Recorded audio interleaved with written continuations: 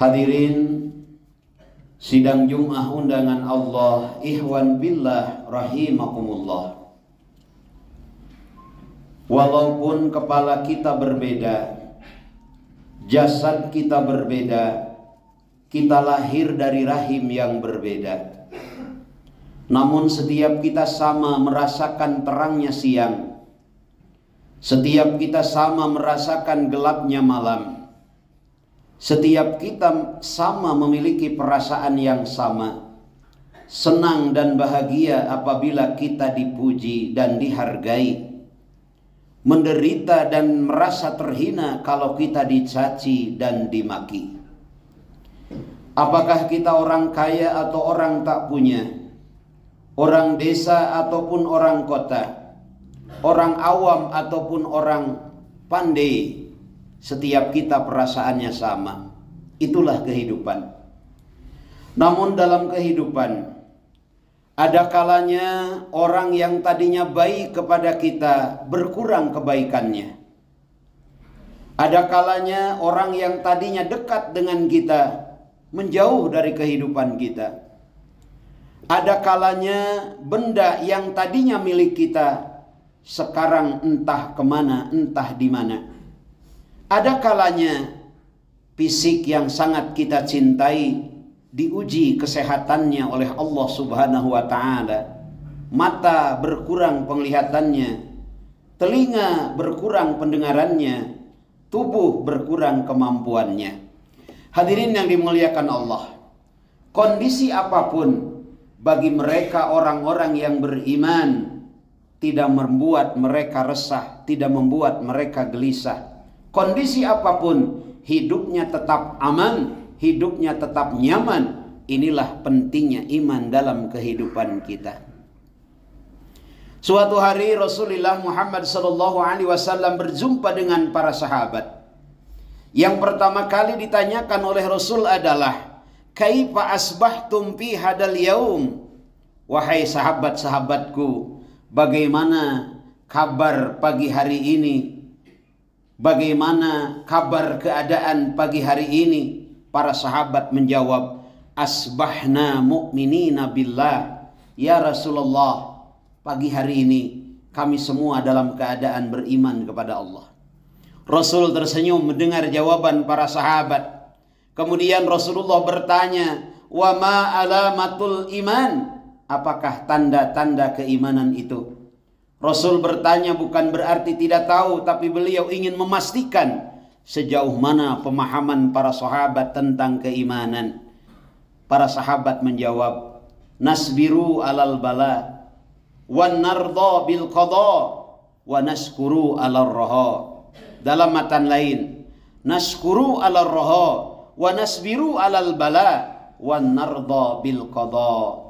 Senantiasa bersyukur akan nikmat-nikmat Allah, sabar akan ujian musibah balai dari Allah, wan narda bil qada, ridho akan setiap ketetapan dari Allah. Itulah tanda-tanda keimanan. Hadirin yang dimuliakan Allah, kenapa Rasulullah bertanya tentang tanda-tanda keimanan? Karena sesuatu akan berharga kalau ada tandanya. Kita datang ke pasar membeli terasi. Terasi berharga dan bernilai karena baunya. Apabila baunya hilang, hilanglah harga terasi itu. Kita datang ke minimarket, ke pasar, kemanapun beli garam. Kita beli garam karena asinnya. Hilang asin dari garam, hilang harga garam itu. Kita beli gula karena manisnya. Hilang rasa manis dari gula, maka hilanglah harga dari gula itu. Kita mengaku beriman, memiliki keimanan tanpa tanda-tanda yang ada dalam diri kita. Sabar tatkala menerima ujian, syukur tatkala menerima nikmat, ridho akan ketetapan Allah. Kalau tidak ada tiga ciri ini, maka hilang nilai keberhargaan atau hilang nilai dari sebuah keimanan itu di hadapan Allah Subhanahu wa ta'ala. Yang pertama, naskuru ala raha, bersyukur kepada Allah. Hadirin yang dimuliakan Allah, yang menarik, Rasulullah mengajarkan kepada kita memulai rasa syukur dari mulai sebelum tidur, sedang tidur, bahkan tatkala bangun dari tidur.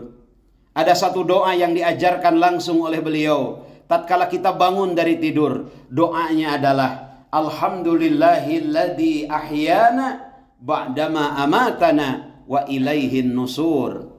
Yang pertama kali harus kita panjatkan tatkala kita sadar dari tidur kita adalah rasa syukur kepada Allah. Alladzi ahyana ba'dama amatana, yang telah menghidupkan kembali. Kenapa? Karena sedang tidur mata kita ada tapi penglihatannya diambil Allah.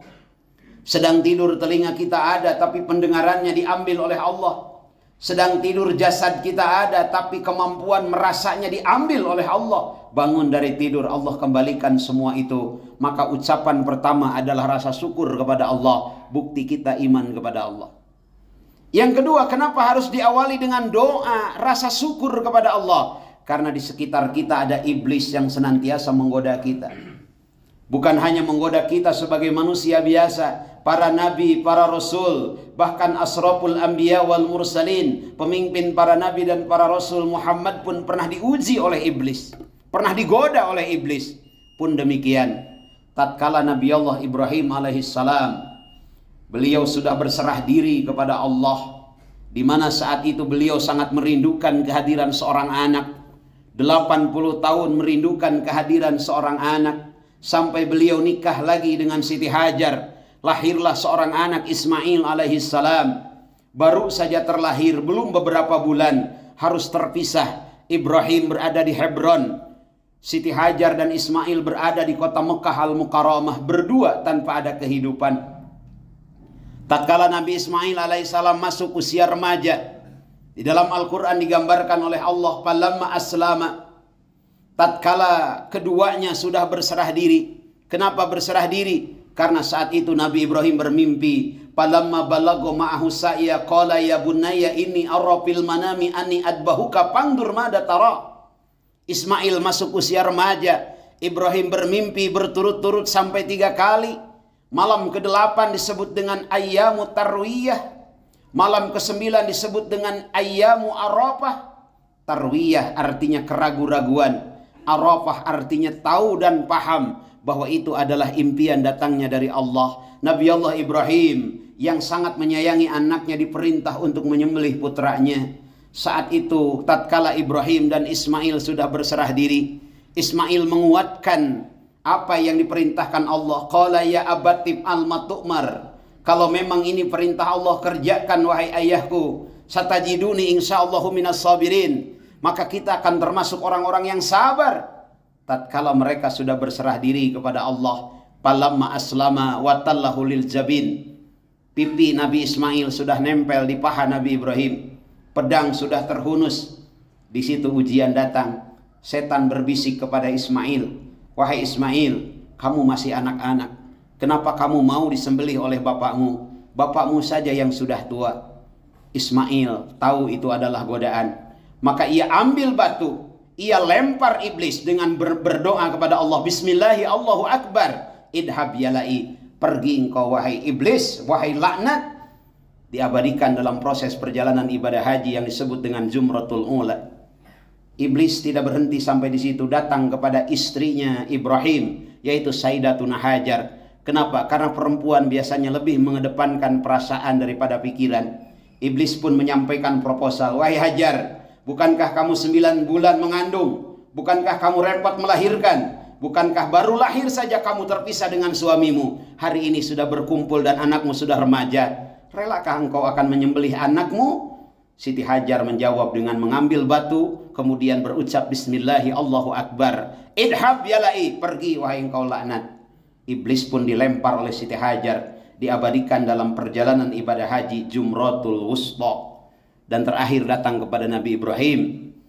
Hal yang sama dilakukan oleh Nabi Ibrahim, maka diabadikan dalam perjalanan ibadah haji disebut dengan Jumratul Aqabah. Idhab yalai, pergi wahai engkau. Hadirin yang dimuliakan Allah, artinya apa? Untuk kita bisa bersyukur kepada Allah, setan selalu menggoda kita. Sebentar lagi kita akan sampai di bulan Dzulhijjah, di mana di bulan Dzulhijjah sangat dianjurkan bagi kita orang-orang yang mampu untuk berkurban di jalan Allah sebagai bentuk rasa syukur kepada Allah dengan iman, dengan keimanan kita.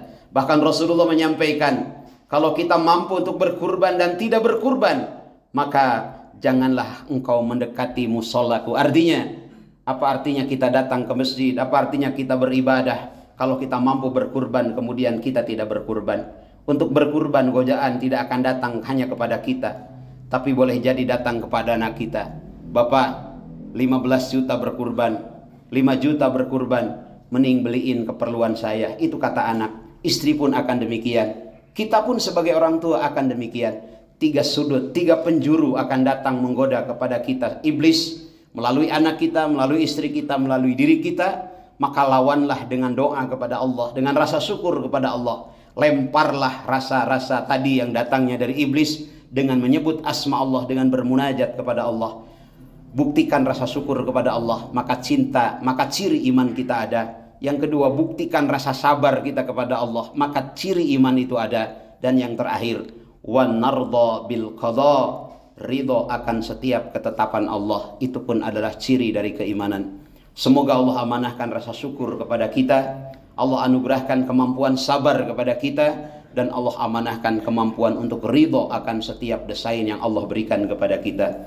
Barakallahu li wa lakum bil Qur'anil azim wa nafa'ani wa iyyakum mimma fihi minal ayati wa dzikril hakim wa taqabbal